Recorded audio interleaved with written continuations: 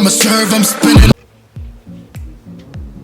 Hey you guys, welcome back again to my channel. It's a girl Bonny. In today's video I am going to show you guys how to make swimwears from scratch, step by step. So this is like a tutorial video, okay?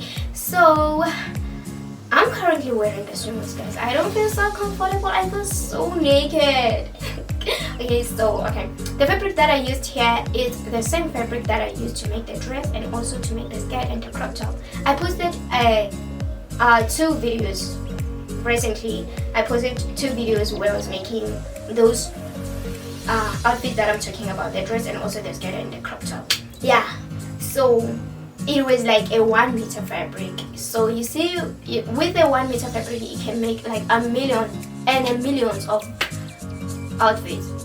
Not really like millions, but what I meant to say is that you can make a lot of outfits. So there was a remaining fabric when I was making that skirt and also the crop top. There was a remaining fabric of which I used to make this swimwears. So guys, let me just show you how this swimwears looks like. Cause wow, they're so dodgy. They're so gorgeous, you guys. Yo, get a rat.